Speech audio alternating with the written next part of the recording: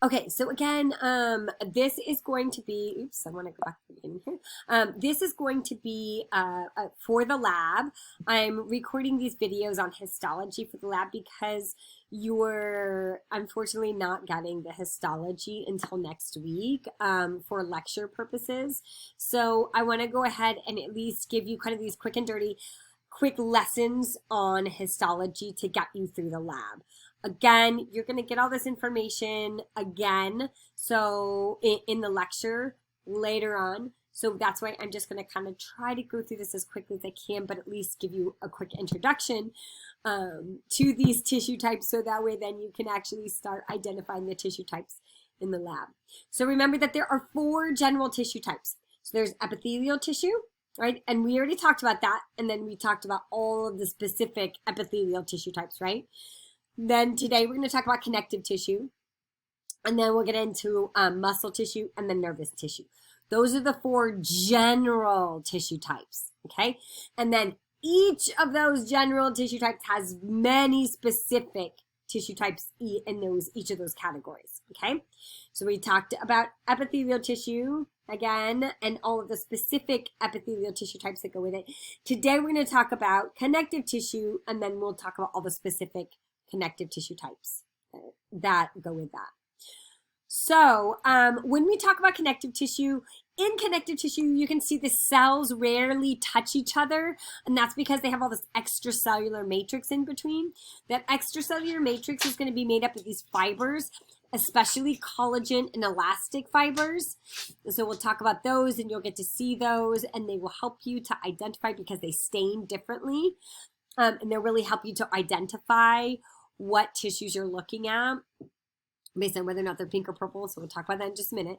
And then you're going to see that connective tissue are going to be your supportive tissue. So they're going to provide support, protection to the body while also connecting various tissues and organs to one another. So you're going to see like, sorry, my dog's in here. You're going to see the skin is going to be connected to, again, things below the skin via your subcutaneous layer, which is going to have connective tissue in it, or in your dermis, which is going to have connective tissue in it. So we've got connective tissue, right, holding the skin to the body. I'm very sorry, my dog is in the video here. She's a very needy dog. Anyway, so again, that's what that connective tissue is doing. It has good nerve and blood supply except for cartilage and tendons. And so we'll talk about those tissue types. You'll see in the tissue types, they're fairly avascular, very little blood flow. And it's also why cartilage and tendons heal very slowly. So don't damage your cartilage, don't damage your tendons. In the extracellular matrix, remember that we have these fibers. And these fibers are going to consist of collagen fibers, elastic fibers, and reticular fibers. And the beautiful part is that they're going to stain differently. The reticular fibers you can't really see on the slides. They don't stain well, but the collagen and elastic fibers stain really well. And you are going to have to identify those on the slides. So really quickly, the collagen fibers will stain pink, and the elastic, I'm not sure what my computer is doing there. Sorry about that. So the collagen fibers are going to stain pink, and then the elastic fibers are going to stain purple. So, and the collagen fibers are going to be composed of the protein collagen, as you probably know already. Collagen, or you might not if you don't, now you do. Collagen fibers are these tough fibers. They're resistant to stretching. So they're the opposite of elastic fibers. So collagen fibers are tough, resist stretching. Elastic fibers will stretch, right? Because they're composed of a protein called elastin. So they'll stretch, and then again, they'll bounce back afterwards because they're elastic. So they provide strength, and the big thing about them is they have that stretching capacity, so very important.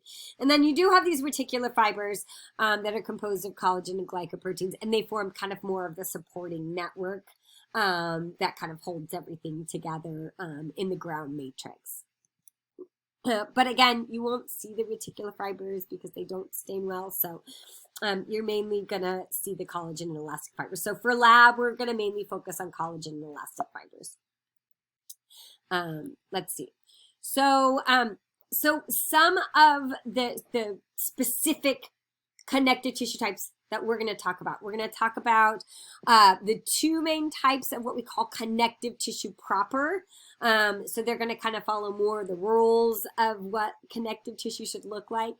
So we've got loose connective tissue, and then we're going to have dense connective tissue, and I'll show you examples of these in just a minute. Excuse me, I still have a little cold here. And then we have cartilage, which is another type of connective tissue. And you're going to see we're going to look at three types of cartilage: hyaline, elastic, and fibrocartilage. Then we're going to look at bone tissue, and then we'll primarily just look at compact bone. And then I want you to know that blood and lymph are considered connective tissue because they're these cells and ground matrix, which in blood would be the plasma. But we're not going to talk about them here because you're going to do them in 202. So you'll come back to those in 202. So I want you to know that they're a type of connective tissue, specific type of connective tissue. But again, you're not going to see them in lab today. And that's, again, because you're going to do them in 202. So let's talk about these connective tissue proper, the ones that, again, kind of follow more the rules of connective tissue, the proper connective tissue. So the first group that we're going to talk about is the loose connective tissues. And they're loose because they're just like they sound, loosely woven fibers kind of throughout the tissue. They look like this, right? They look like I don't know, like a sweater, okay? And that's your loose connective tissue, especially areolar connective tissue. So the two types of loose connective tissue that we're going to talk about are areolar connective tissue and adipose tissue. There is reticular tissue in there, but we're not going to go over that in lab. You will hear about reticular tissue later on when we get into like the integumentary system. So again, this is the beginning of your specific tissue types. So connective tissue is the general tissue type, and then underneath that general tissue type, connective tissue, we have areolar connective tissue. That's a specific tissue type. And adipose tissue. So that's a specific tissue type. Okay, those are going to be the first two. So let's look at these. Areolar connective tissue. How in the heck do you identify this? What is it? So areolar connective tissue is going to have both elastic and collagen fibers in it. And this is again going to be loosely woven because it's a loose connective tissue. So to help you, if you can remember that areolar connective tissue is loose, is a loose connective tissue because you'll see it's pretty loose. That's how it looks. And you'll see the black or purple, I see, because in our slides, they're kind of stained more purple. The elastic fibers are always going to be stained kind of dark, either purple, so a dark purple or kind of black. So in there, okay? And so that will be the case for elastic fibers for all of connective tissue. You'll see that. And then if you see these thicker fibers, and elastic fibers will be thinner, collagen fibers are going to be thicker, and they're going to stain like tan or pink. And a lot of our slides, they're pink, but in some of the slides in your book, they're tan. So they're going to stain a lighter color. And those collagen fibers are going to be thicker because they're a tougher fiber. Okay. You're also going to have these cells called fibroblasts that are going to be secreting the matrix. And those fibroblasts are going to have nuclei. So fibroblasts are these cells right here. And you're not really going to see the cells as much as you'll see the nuclei of these cells. So you might have like an arrow pointing to this, and it would be a fibroblast nuclei is what you would put on the practical.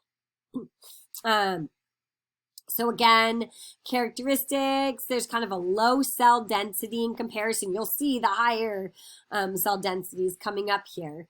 And then lots of intercellular spaces here where, again, you've got matrix. So that intercellular space is occupied by matrix and fibers, collagen fibers, and elastic fibers going through there.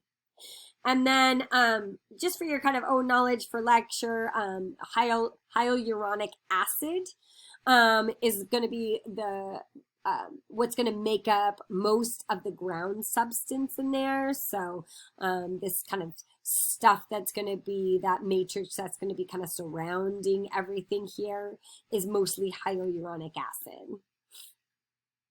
So this is what our slides of areolar connective tissue look like. And so you can see the really thin, kind of darker purple here is going to be an elastic fiber. And then here you're going to have the thicker collagen fibers that in pink here. And then you'll see here's the fibroblast nuclei. Those are the cells that are making the matrix. And then you'll also have some mast cells. We won't test you on these, but sometimes you can see mast cells in areolar connective tissue because you can have mast cells, especially in things like your dermis layers and stuff like that, your subcutaneous layers. And these guys are just cells that can release things like histamine. But anyway, not a little more than you need to get into. The main things you'll need to see are the fibroblast nuclei, collagen fibers, and elastic fibers. And again, this type of tissue is, again, like a connective tissue. It's going to function for support and protection while connecting various tissues together. So this is going to form things like what we call your superficial fascia. This attaches any of the epithelial lining layers to underlying tissues and organs. So for example, your subcutaneous connective tissue, which is going to be kind of the bottom layer of your skin, you're going to find out. Oops, as I'm pulling my skin up over here. So that subcutaneous layer, if you've ever given subcutaneous injections, that's where, you know, those injections are going, the sub-Q ones. So that is going to be this areolar connective tissue layer. It also is going to have adipose tissue, which is another type of connective tissue we'll talk about in just a minute. And that attaches your skin to your body. So again, that's going to be an example of where you would find areolar connective tissue. The next example, I'm just going through these really quickly so that way then I can give you a really brief kind of overview of these tissues. I'm going to go into more depth on them when I do lecture. So here you can see adipose tissue. Adipose tissue is really easy to identify because it looks like these big bubbles. How you can identify it. If you see some tissue and it looks, here we go, like a bunch of big bubbles, there you go. You are looking at adipose tissue. And the reason that it looks like this is that you have your adipocytes contain mostly these fat droplets. So they're fat storage, okay? So they have these big fat storage droplets inside, and they take up so much space inside the cell. This is a cell, okay? So your adipocyte is still a cell. That what it does is it pushes all of the cytoplasm of the cell and all of that up against the outside, the periphery of the cell. So even the nucleus gets shoved up to the outside. So look at that. There's nucleus, and then you've got a little bit of like cytoplasm and all that. Here you can see shoved on the outside because most of the adipocyte is taken up by the fat storage droplet. Okay, so adipose tissue is pretty easy to identify, and again, you'll have to identify the nuclei sometimes as well on the outsides, but that's easy because they're shoved up against the outside of the cell there. And so locations that you can find this, you'll find it under the skin, again, in your subcutaneous layer. You also have, so you have a mix of in your subcutaneous layer of your skin of areolar connective tissue and adipose tissue. You'll also find this behind the adipose tissue behind the eyes. You've got fat connecting, again, fat tissue around that. So when you guys dissect sheep's eyes, you'll see that. Also in the mesentery around any of your internal organs to protect them, we have adipose tissue. So it not only provides fat storage, but it also provides some protection, especially for things like the kidneys that are retroperitoneal, which again, you'll find out later on in the semester. Okay, so this is what our adipose tissue looks like. We do have blood vessels that go through adipose tissue, so you'll see that. But you're mainly going to be identifying this as adipose tissue, specific tissue type, specific connective tissue type. And then you can see you'll have to identify the adipocyte nuclei. So Adipocyte literally is, right, adipose, site is cell, so it's an adipose cell. And then the cytoplasm is going to be all the pink stuff that's shoved up towards the outside. And then, of course, the oil droplet is what takes up the space on the inside. Fat droplet, oil droplet, whatever you want to put on the practical. So pretty easy to identify adipose tissue. So now let's get into some of the dense connective tissue. So you can see that this connective tissue looks very dense, right? Nothing like the loose connective tissues that we were looking at here. So this is going to be your dense, what we call dense regular connective tissue. So this will be your third specific tissue type for connective tissue. You can see one of the easy ways to identify this is there is tons of collagen fibers. So it looks like a lot of pink, right? You see a lot of pink fibers in here.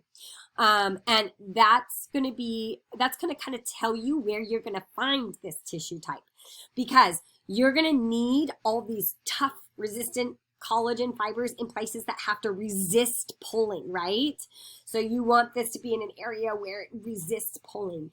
And one of the great places for that is going to be in your tendons, okay? Your tendons that attach the muscle to the bone. So they really have to be able to resist pulling forces as your muscles are contracting, relaxing.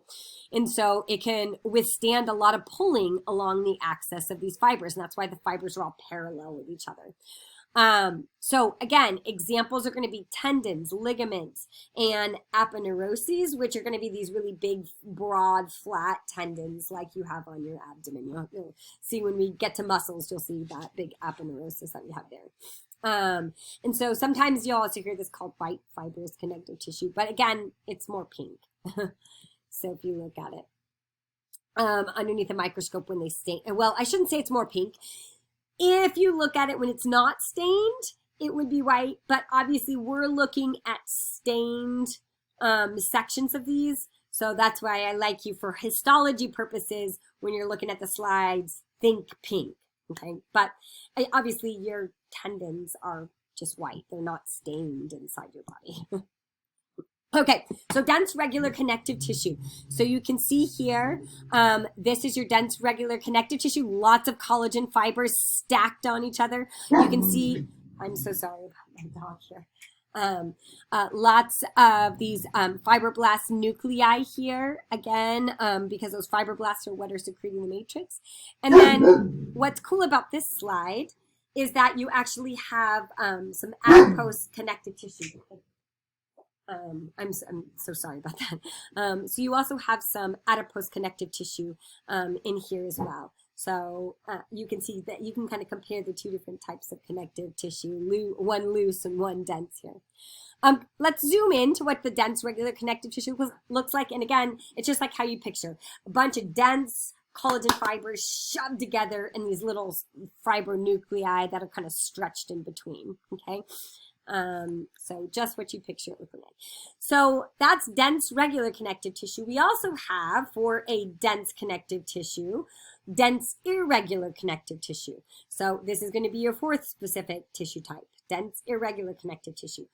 This is going to look like your dense regular connective tissue, except for the fibers are going to be all wonky. So hence irregular, right? So if you look like here, just like your dense regular connective tissue, you're going to have lots of pink collagen fibers, except for the collagen fibers are going to be all arranged all wonky in different directions, kind of haphazardly. So here you've got, you know, some collagen fibers this way, some collagen fibers going this way, some collagen fibers going this way. You know, they're kind of all going in different places. And that's because this is going to be found in body parts where you're going to have pulling forces that are going to be exerted in different directions, okay? So you're going to find this in places like the wide of the eyeball, where it's going to be pulled in different directions as your eye has to turn up and down and side to side. In the dermis of your skin, right? So that's a good place to have some of this dense irregular connective tissue, because, you know, you might pull it this way or this way or this way. So it can be pulled in different directions. So those are some easy ways to remember that. The deep fascia around your muscles. It also forms a capsule around the organs like the kidneys. But again, I think it's easy to remember in a place that's going to be pulled in different directions. The wide of the eyeball, dermis of the skin. Okay, and that'll help you remember all those crazy fibers too, all the crazy collagen fibers. This is also what makes your steak so tough, is that dense, irregular connective tissue in there. So if you look, so here is dense, irregular connective tissue. This is actually from a slide of cat skin. So what's cool is if you zoomed upward here, on this slide, on this cat skin, up top, way up here, obviously you can't see that because they're just showing you only the dense irregular connective tissue, but up top here would have been some of your stratified squamous epithelium, because that would make up the very top layer of the skin. But as you go down into the dermis, this is the dermis right below that epithelial outer layer of your skin. We're going to get into that in the next lab section when we do the integumentary system after histology. So this will kind of all tie together. But there is this dense irregular connective tissue, which makes sense to have it in your dermis of your skin because you're pulling it in all different directions. So you have all of these, again, collagen fibers that are going in all these different directions to help resist that pulling, which is kind of nice. And then you're going to, of course, see these purple fibroblast nuclei like you always do. So this is just a comparison. You can see how different dense regular connective tissue looks from dense irregular connective tissue, right? Very, very different. Now we talked about all those differences. Let's go ahead and go into the next group of connective tissues, which are going to be your cartilage. So when we talk about any of the different specific types of cartilage that we're going to get into, your cartilage is going to consist of this kind of dense network of collagen fibers and elastic fibers, and you'll see some of them have more collagen, some of them have elastic. That's how you're going to identify some of them from each other, embedded in this chondroitin sulfate matrix, okay? And inside, you're going to have the cells, the cartilage cells called chondrocytes. So think of like glucosamine chondroitin is associated like with cartilage, right? If you ever like heard about those supplements. So chondro means cartilage. So chondrocytes, remember the term cyte means cell. Chondrocytes literally means cartilage cells. And they're going to occur within these little spaces inside the matrix called the lacuna. So what happens is, if for some reason, like here's my frog here is going to be the chondrocyte, and here my frog is in this nice little space, and it'll be surrounded by matrix. So my frog represents the chondrocyte, and if I took out the chondrocyte, which is the frog, okay, outside of it, we would still have a space there for that cell, and that's called the lacuna. Okay, so all of these cells are inside. So if you ever see, like if we're pointing to like the chondrocyte and we say, what is the space that this cell lies within, we're talking about the lacuna. Okay, and the reason that we have that is because we have this kind of this dense matrix in cartilage and also in bones. You can see bone also has lacuna as well. And so when the cell becomes completely surrounded by that dense matrix, it traps itself in that space. And that space is called the lacuna. Okay. And then when we talk about cartilage, on the very outer layer surrounding the cartilage, that very outer layer is going to be called the perichondrium. And it's just going to be this layer of a dense connective tissue. So it's actually made of a different type of connective tissue. But that's the outer layer of the cartilage called the perichondrium, and it'll be surrounding it. And I'll show you that in just a minute. Unlike other connective tissues, please remember that cartilage has no blood vessels or nerves except going through the perichondrium. And so what happens is major injuries, again, to cartilage repair very slowly, and that's because the only blood flow that you're getting is in this outer layer, the perichondrium, and it has to like slowly perfuse through. So that's why, again, anytime you damage cartilage, it takes a long time to heal. It's kind of a bummer. Actually, better to break a bone than to tear a bunch of cartilage. Okay, so now let's get into the specific tissue types. So again, we already have talked about areolar connective tissue, we've talked about adipose connective tissue, dense regular connective tissue, dense irregular connective tissue. So now we're going to get into our fifth specific tissue type, hyaline cartilage. Okay, so the other slide was just to introduce cartilage, but now we're going to get into specific tissue type, hyaline cartilage. Okay, so hyaline cartilage is going to kind of look pinkish like this. This is going to be different from elastic cartilage, which is going to look purplish. And that's because in your hyaline cartilage, you're going to have more collagen fibers. So it's going to look kind of more pink. This is going to provide some flexibility and support, and it does help to reduce friction, absorb shock. So we're going to talk about where you find this in places that it would kind of absorb some shock. Especially in your articular cartilage in your joints. So this is the most abundant cartilage in the body. We're going to talk about this cartilage when we get to the skeletal system, because your long bones are all going to start out as hyaline cartilage, and then eventually that cartilage is replaced as bone. So kind of keep that in the back of your head. But the locations that you're going to find this, you'll find it in the support rings of the trachea. So you can feel that tough cartilage in your trachea as you run your hands down your trachea here. You can feel that's your hyaline cartilage. So they're going to form the support rings of the trachea. So all those little rings that you feel. And the bronchi as it moves down and branches into the lung, each branch into each lung. Parts of the larynx and the nose will also have some hyaline cartilage. The costal cartilages that connect the ribs. So up here, the ribs up here, the ribs as they connect to the sternum, which is the bone right here, you're going to actually have this cartilage layer that will connect, the bones don't directly connect. Especially for these bottom ribs to the sternum. So you'll have a piece of cartilage that connects them. And then also the articular cartilages at the ends of your bones and really highly movable joints like your elbow. So in your elbow here, here's your humerus, and then again you're going to have your ulna and your radius, and at that joint you're going to have articular cartilage that's going to cover the surfaces of the bone so they're not rubbing on each other, right? As you move your elbow, that would be really bad and wear your bone over time. So we have this hyaline cartilage on the parts of the bone that are going to articulate with other bones to help protect those bones. Okay? So those are some places that you find hyaline cartilage. So here you can see, this is kind of cool. This is in the trachea. And you saw the slide already, because lining the inside of the trachea, right, where air is going to be moving through, is going to be that ciliated pseudostratified columnar epithelium right here. So there. But now if you move back, the supportive connective tissue for the trachea is going to be hyaline cartilage. Pretty cool, right? And then here you can see there's the perichondrium on the outside. So here we're going to zoom in here. Again, you can see the matrix here.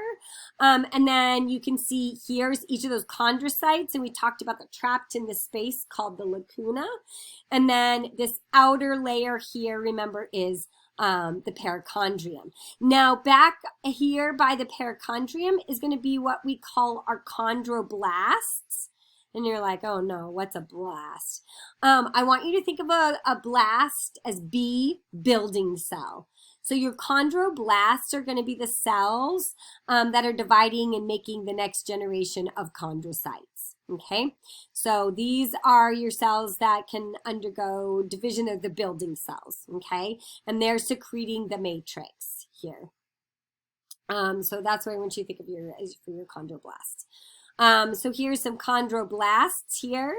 And then here you can see these ones back here with just one nuclei here are going to be your chondrocytes.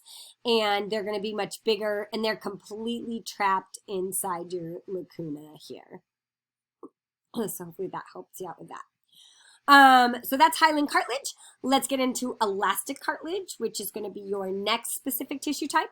Elastic cartilage is pretty easy to identify because it's going to have a lot of elastic fibers. So you're going to see lots of purple, okay? Lots of purple fibers. And those elastic fibers, again, are abundant and help give you some flexibility like you're going to see in your ears, the cartilage in your ears here. So places you'll find this in your ears, vocal cartilages, epiglottis, which is this little flap that covers, again, the airway when you swallow. Make sure the food goes down the right place, right? If it doesn't, then I always tell my kids, like when they choke, and they kind of cough it up, I'm like, oh, there was an epiglottis malfunction. The epiglottis didn't fully cover the airway and food tried to sneak down there. Eustachian tubes also, connecting the middle and pharynx are going to have some elastic fiber, but elastic cartilage, sorry. But the easiest thing to remember is the ear, because that's what you're going to look at. So if you look here, you're going to zoom in on the ear, and look at this elastic cartilage layer. Ironically, it's got some dense irregular connective tissue. So if you were looking at this in lab, I would tell you to zoom up and look at some dense irregular connective tissue, but we can't do that. So you're going to just zoom in and look at the elastic cartilage. And so here you can see, look, all those purple fibers, lots of purple fibers. So you know those are elastic fibers. You know that it's going to be elastic cartilage. Here are the chondrocytes, again, trapped in the lacuna. And then the perichondrium is going to be, of course, towards the outside here. Okay, so pretty easy to identify. Now let's talk bone. So bone, believe it or not, is a connective tissue. And so obviously it has all kinds of functions, protects, provides, again, the structures for movement, stores minerals. It's also the site of blood cell formation. So we'll talk about that later on when we get to the skeletal system, and that happens inside the bone marrow. So when we talk about bone, it's going to consist of the bony matrix, which is going to contain mostly mineral salts and collagen fibers, and then cells called osteocytes. So what's interesting is this bony matrix, it has this calcium layer right to it, this calcium salt mineral layer, but it also has in the bones collagen fibers. And if you ever want to do kind of an experiment with this, you can take like a chicken bone and put it in some vinegar, and you'll actually kind of eat away the calcium matrix with the vinegar, and what's left behind is the collagen matrix, the collagen fibers, and it makes the chicken bone all kind of bendy, actually, which is really odd. So you can do that because the collagen fibers, even though they're tough and they resist stretching, they still have some flexibility to them. So anyway, a little more than you needed to know, but the cells that are going to be trapped inside the lacuna, the spaces, so you're going to have the cells trapped inside those spaces and then bony matrix surrounding them. The cells inside are going to be called osteocytes now, because osteo is bone, site, cell, so these are bone cells. And there are two types of bone. There's spongy bone and compact bone, but we're just going to look at compact bone for this lab. So we'll talk about spongy bone more in lecture. And we're going to talk about compact bone is going to be really solid and dense, and the basic structural unit is called the osteon. So what the osteon is, let me kind of show you. These are osteons. They are kind of the compact bone forming units, and they're going to look like you have all these cross section through trees. So look, it looks like here's one osteon, there's a tree, here's another osteon cross section through a tree. Oops, sorry. Here's another osteon right here. So a lot of students have trouble with what an osteon is. It's just this bone forming unit right here. There's an osteon. So within this osteon, you're going to have to identify a couple different things. So of course you're going to have to identify the lacuna. So here would be the lacuna, and you can't really differentiate the lacuna from the osteocyte, because the osteocyte is inside the lacuna. So what we would do is we would put a pointer here and say, what is the cell inside here? You would say osteocyte. And we would say, oh, well, what is the name of the space? In another question. And you would say lacuna. Okay, so again, the osteocytes are in that space called the lacuna. Now, these rings that look like, again, the annual rings of a tree. So here's one of these rings. These are called lamella. So each of these rings of matrix, so like here's a ring of matrix, that's called the lamella. And together we call all the rings lamellae is the plural. So here, again, here's lamella right here. There's a ring of matrix. Oops.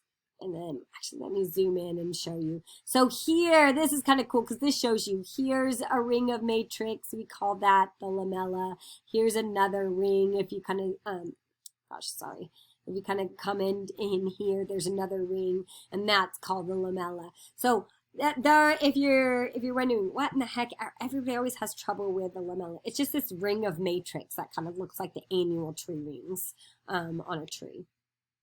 Again, the lacuna contain the osteocytes. Canaliculi are going to be all of these little stringy things that you see going through the lamella from osteocyte to osteocyte. So look, here's an osteocyte and here's an osteocyte. And the way that an osteocyte can kind of share nutrients with the next osteocyte, because they're trapped in this hard matrix, right?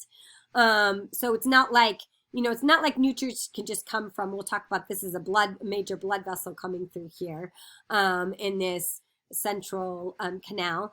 But it's not like, the blood can just kind of, again, transfer nutrients and oxygen right directly through this really, that bony matrix, right? That mineralized matrix. So it has to do it through these little canaliculi, which are these extensions that come off of these osteocytes and move through these little canals.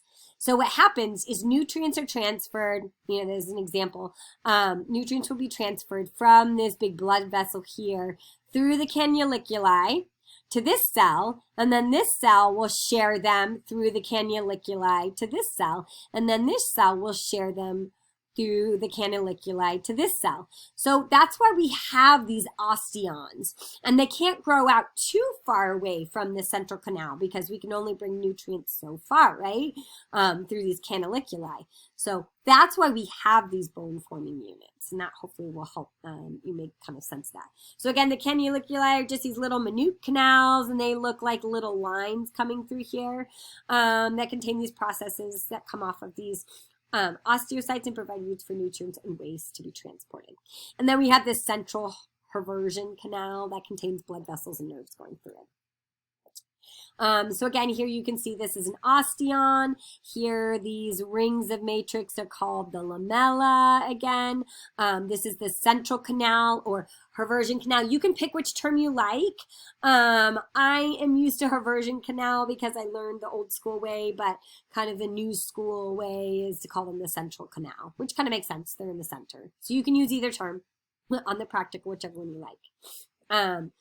So again, you can do, and then here you can see each of these is an these dark black parts here are an osteocyte that are trapped inside the lacuna, right? So zoom in, here you go. And if I have a pointer here saying, what is this cell? You would say osteocyte. If I had a pointer saying, what is the space that this cell lies in? You would say lacuna. Okay, and then all of these little lines here would be the canaliculi, all these little wavy lines that are going through the matrix. Those are the canaliculi.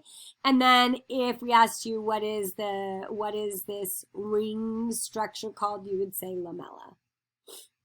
And then the whole entire thing is called the osteon. The whole bone forming unit is either called the osteon or Haversian system, but osteon is probably the most commonly used. So if you looked at a cross section through bone, not only would you see all of these osteons with their central canals, but you'll also see canals that are going to be going across instead of just directly right in the middle of the osteons. You have some that are going across, bringing blood into, again, into the bone so that it can move through these central canals. So these ones that are running across and not, again, the central canals, if it's not the central canal, it's what's called a Volkmann's canal. So again, these are going to run kind of longitudinal across the bone. That's it. So again, if you have any questions, please let me know. Sorry, I made that still longer than I wanted to, but hopefully that will help you with connective tissue and histology. So please send me your questions if you have them, or I can set up a time with you. All right, that's it.